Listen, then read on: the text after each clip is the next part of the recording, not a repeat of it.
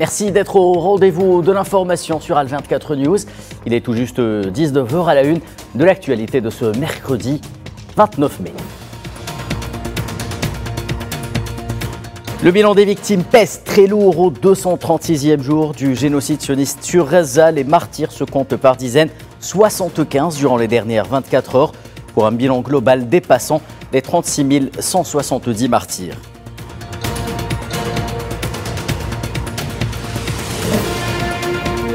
Les efforts de l'Algérie ont vu d'arrêter le bain de sang à Rafah se poursuivent au Conseil de sécurité. Alger introduit un projet de résolution sur les dernières attaques sionistes.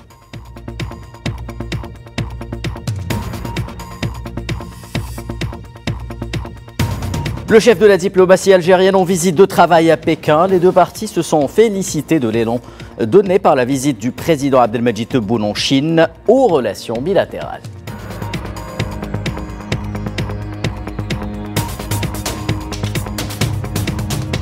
Et nous sommes à quelques instants avant la fermeture des bureaux de vote en Afrique du Sud. 27 millions de citoyens avaient rendez-vous avec les urnes aujourd'hui dans le cadre d'un scrutin général qu'on dit décisif pour l'avenir du pays.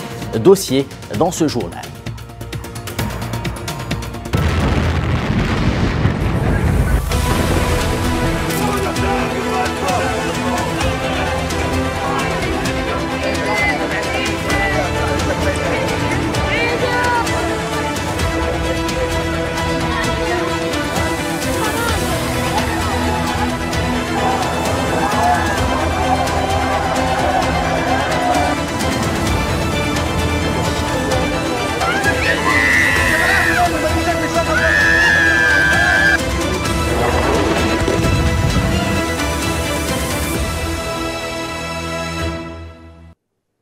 Madame, Monsieur, bonsoir. La bande de Gaza plongée sous un déluge de bombes sionistes en ce 236e jour d'agression génocidaire avec un bilan de victimes qui ne cesse de grimper au gré des semaines. Il affiche en ce mercredi 29 mai plus de 36 171 martyrs et 81 420 blessés qui pour l'écrasante majorité sont des enfants et des femmes. Selon la dernière mise à jour du ministère de la Santé à Gaza, l'armée d'occupation sioniste a commis 6 massacres au cours des dernières 24 heures, faisant un bilan de 75 martyrs et 284 blessés.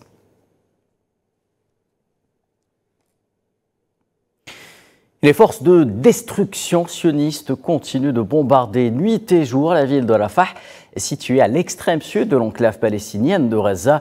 Des dizaines de Palestiniens, dont des enfants, sont tombés en martyrs et d'autres ont été blessés mercredi dans des bombardements de l'aviation et de l'artillerie de l'entité sioniste contre des quartiers ouest de Rafah, tandis que les équipes de la protection civile ont récupéré les corps de 3 martyrs après qu'un bombardement a ciblé pendant la nuit une maison de la région de Ma'an, à l'est de la ville de Khan Younes.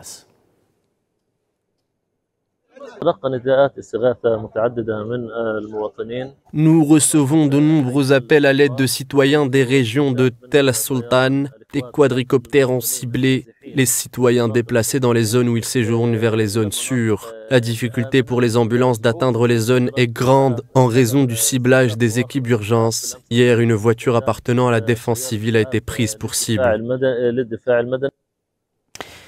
Et plusieurs Palestiniens sont tombés en martyrs et d'autres ont été blessés dans un bombardement de l'entité sioniste ayant visé un appartement résidentiel près de la clinique gouvernementale au centre de la localité de Sheikh Radouane, au nord de la ville de Gaza.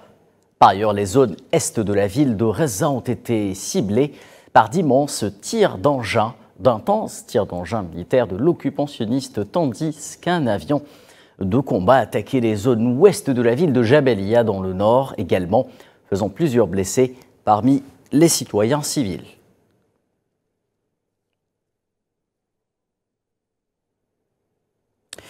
Et toujours selon les mêmes sources, lors d'une attaque similaire contre une maison dans le nouveau camp de Nusayrat, au moins 3 Palestiniens ont été blessés et emmenés à l'hôpital Al-Aouda, dans le camp du centre de la bande de Gaza.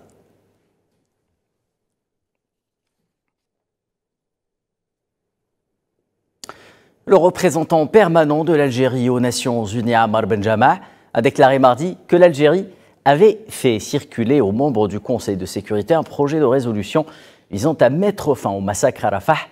L'Algérie revient donc à la charge quelques heures seulement après l'épouvantable massacre qui s'est déroulé devant les caméras du monde entier à Rafah. Très inquiète pour l'avenir de la situation à Rafah depuis la dernière escalade meurtrière de l'entité sioniste ayant fait plus de 45 martyrs.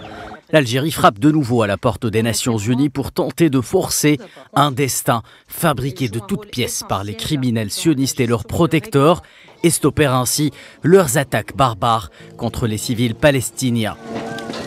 C'est ainsi que la mission permanente de l'Algérie auprès des Nations Unies à New York a introduit au Conseil de sécurité un projet de résolution obligeant la puissance occupante à cesser immédiatement son offensive militaire et toute autre action à Rafah dans le sud de la bande de Gaza. L'Algérie fera circuler cet après-midi un projet de résolution sur Rafah. Ce sera un texte court, un texte décisif pour arrêter les tueries à Rafah. Le projet de résolution en question exige un cessez-le-feu immédiat, respecté par toutes les parties, et condamne les attaques indiscriminées contre les civils, ciblant sans ménagement aucun femmes et enfants, en passant par les infrastructures civiles.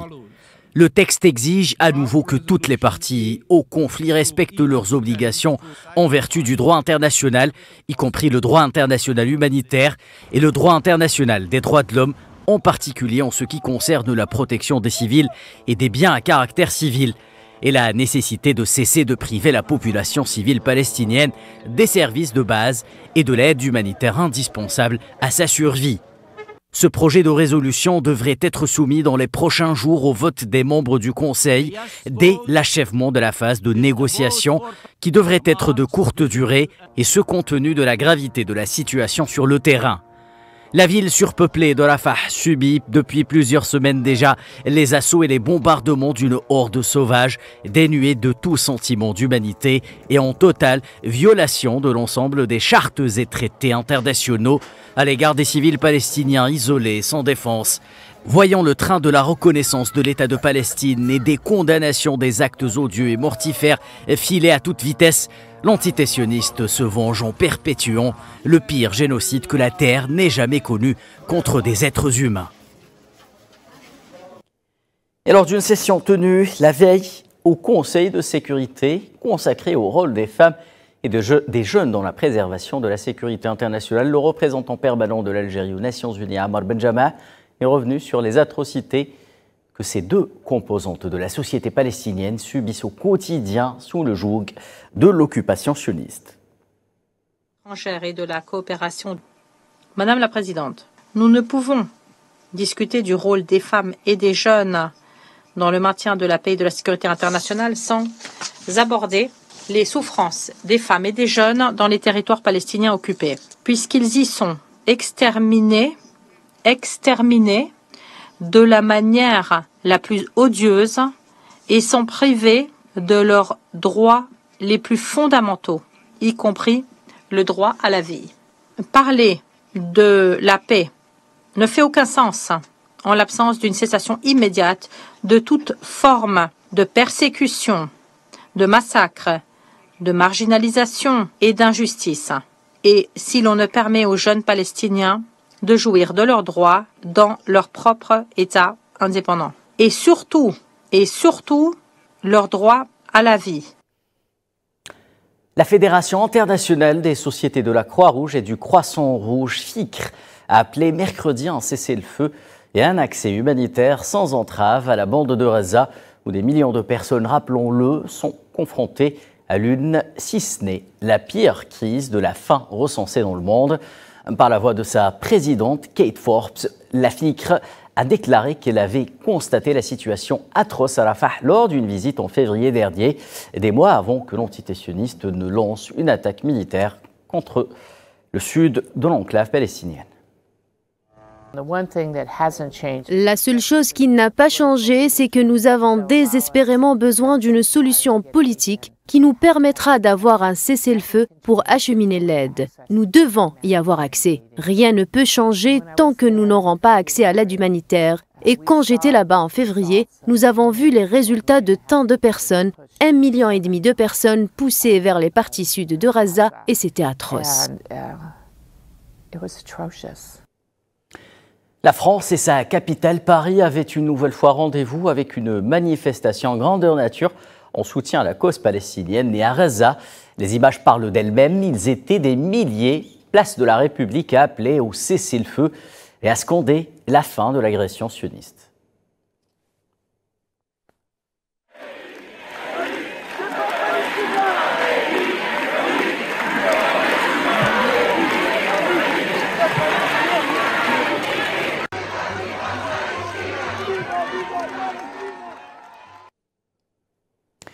Cette fois-ci, une enquête accablante publiée par le quotidien britannique The Guardian a révélé au grand jour la guerre secrète menée par l'entité sioniste contre la Cour pénale internationale et ses sombres méthodes allant de l'espionnage au piratage informatique et à l'intimidation pour tenter de faire dérailler l'enquête sur les crimes de guerre perpétrés en Palestine occupée et qui ont découlé sur des mandats d'arrêt internationaux contre les bourreaux du peuple palestinien. Le point avec Safwan Ben Sabri. Espionnage, menaces, pression extra-légale, l'entité sioniste a durant des années eu recours à des procédés illégaux pour empêcher la Cour pénale internationale d'enquêter. Ce n'est désormais plus un secret, la presse mondiale en parle, la guerre menée par Tel Aviv contre la CPI depuis 9 ans. Une enquête révèle comment des agences de renseignement israéliennes ont tenté de faire dérailler les poursuites contre Netanyahou pour crimes de guerre. Lorsque le procureur de la Cour pénale internationale, Karim Khan, avait annoncé qu'il voulait émettre des mandats d'arrêt internationaux contre les responsables sionistes, ce dernier avait déclaré qu'aucune intimidation ne sera efficace. Ce n'est que plus tard que la nature de ces intimidations a été révélée. L'entité sioniste a déployé ses agences de renseignement pour surveiller, pirater, faire pression, diffamer et menacer les hauts responsables de la CPI. Les services de renseignement israéliens ont intercepté les communications de nombreux hauts responsables de la CPI, dont Karim Khan et sa prédécesseuse au poste de procureur Fatou Bensouda, interceptant ses appels, messages et courriels. Netanyahou, que l'on découvre obsédé par les interceptions, a ainsi connu à l'avance les intentions du procureur, qui a alors subi d'énormes pressions de la part des États-Unis, dont une lettre de 12 députés menaçant directement sa personne. Sa prédécesseuse, Fatou Bensouda, a subi les mêmes procédés. Une opération secrète a été menée contre celle-ci par un proche de Netanyahou, mais aussi chef du Mossad, Yossi Cohen. L'enquête révèle que 9 ans durant, Tel Aviv a mené une guerre directe contre la CPI, et ce, dès lors que la Palestine fut reconnue comme État membre de la Cour pénale internationale. Un mandat d'arrêt international contre Benyamin Netanyahou finirait d'isoler l'entité sioniste sur la scène internationale.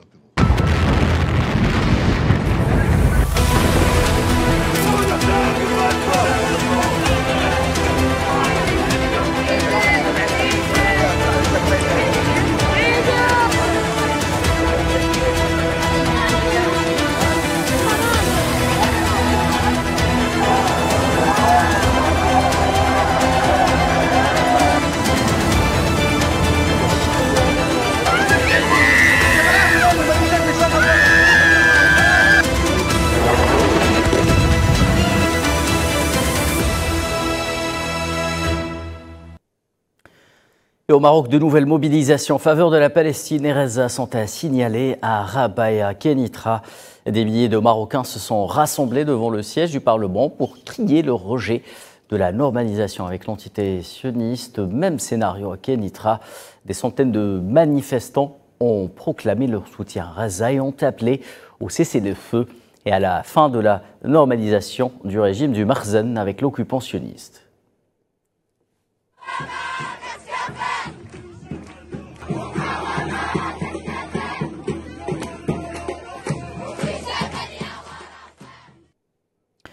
Et dépassé par l'ampleur de ces manifestations, le régime marocain s'en est pris physiquement aux centaines de citoyens sortis battre le pavé à Agadir pour afficher clairement leur soutien à la Palestine, parallèlement à leur rejet de la normalisation avec l'occupant sioniste. Une répression violente donc de la part de la police marocaine en guise de réponse à l'élan populaire de solidarité avec le peuple palestinien, notamment à Gaza.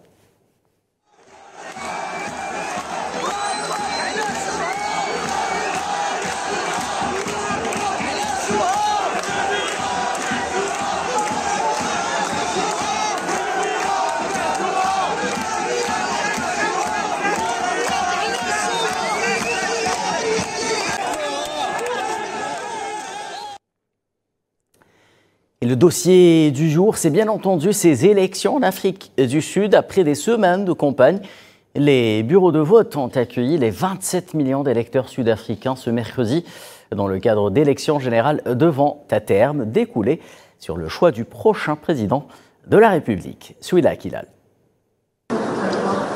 En ce début de saison hivernale en Afrique du Sud, plus de 23 000 bureaux étaient ouverts ce mercredi à travers le pays pour accueillir les quelques 27 millions d'électeurs appelés aux urnes pour élire leurs parlementaires. Des élections législatives annoncées comme les plus disputées des 30 dernières années, avec pas moins de 70 partis en lice et des candidats indépendants. C'est très excitant pour moi parce qu'il y a plusieurs partis en plus des indépendants. Cela apporte à notre démocratie un peu de piment. Je pense que cette élection changera le paysage électoral et qu'elle permettra à notre démocratie de mûrir un peu plus. Je souhaite qu'on puisse relancer l'économie et changer les choses, car à l'heure actuelle, nous n'arrivons plus à nous en sortir avec le coût élevé de la vie. Ceci est un grand problème.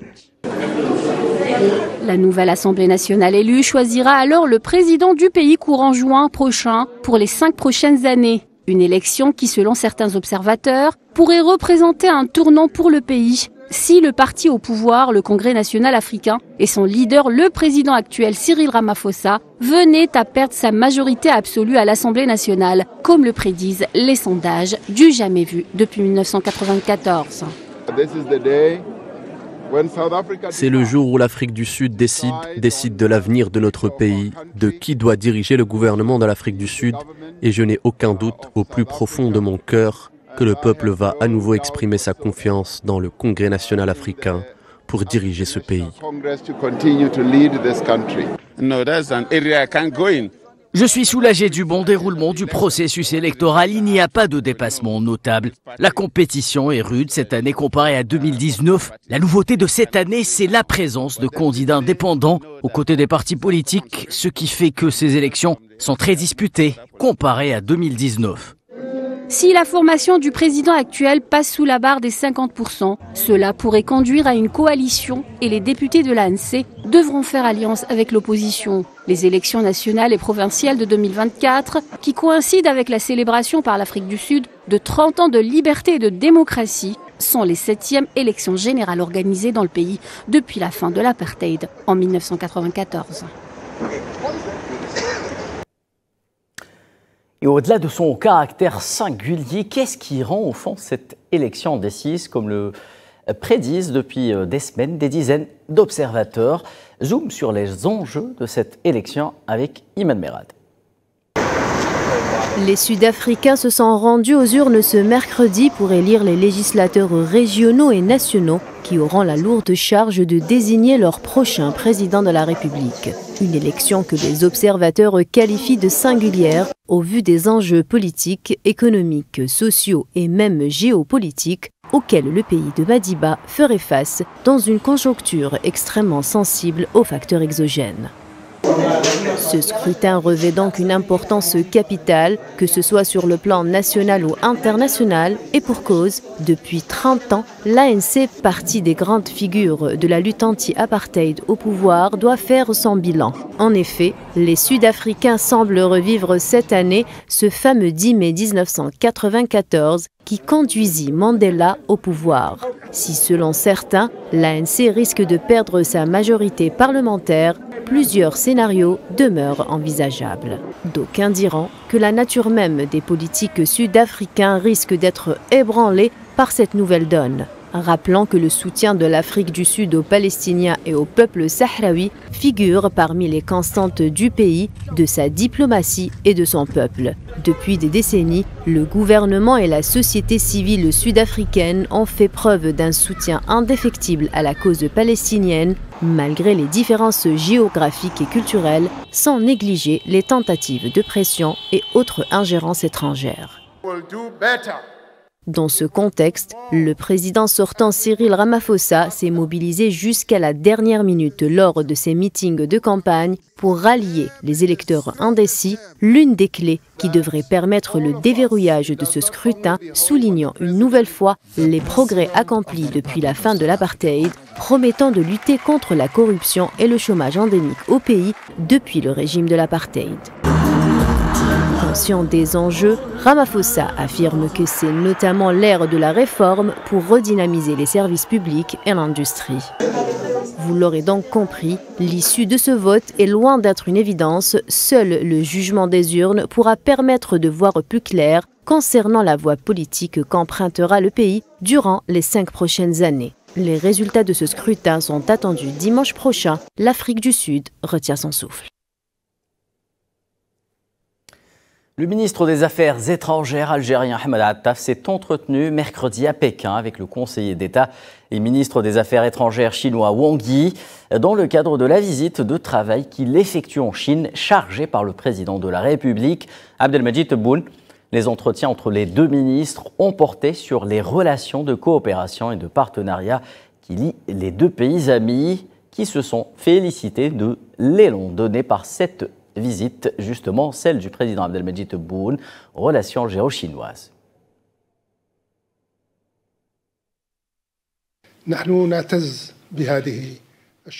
Nous sommes fiers du partenariat algéro-chinois. Vous étiez les premiers à nous soutenir durant notre guerre de libération et nous vous avons rendu l'appareil aux Nations Unies. Les liens d'amitié et du partenariat entre l'Algérie et la Chine sont très anciens, comme l'entraide dont nous avons fait preuve pour la libération de nos nations respectives et le recouvrement de leurs droits légitimes. Le chef de la diplomatie algérienne a donc mis en exergue l'évolution positive des relations bilatérales comme résultante de la visite effectuée par le président Abdelmadjid Tebboune en Chine l'année dernière.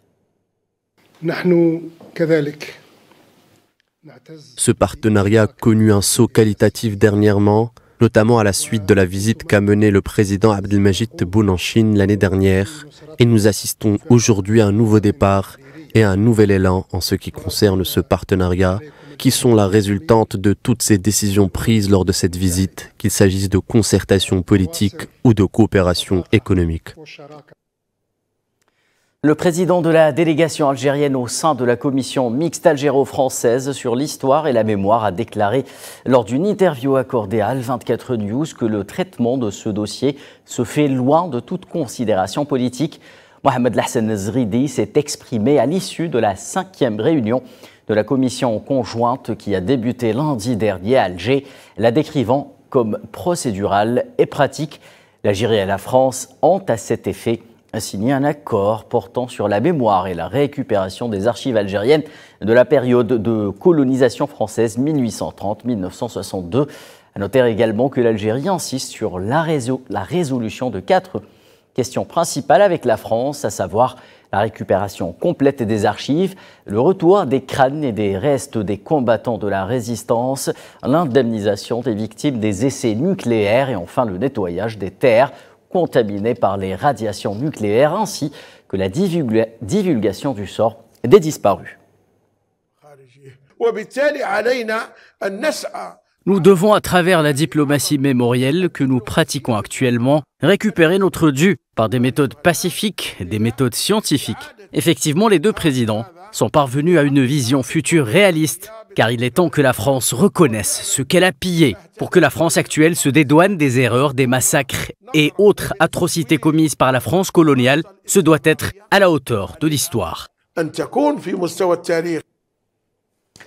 Dans le reste de l'actualité et conflit en Ukraine, la Suède promet une aide militaire de 13,3 milliards de couronnes, soit 1,16 milliard d'euros à destination de l'Ukraine, au moment où Kiev souffre des retards de livraison de matériel occidental face à la Russie.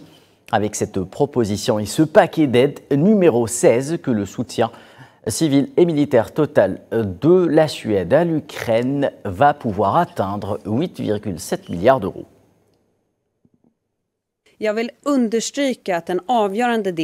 Je veux souligner que la partie décisive de ce paquet d'aide, c'est la coopération.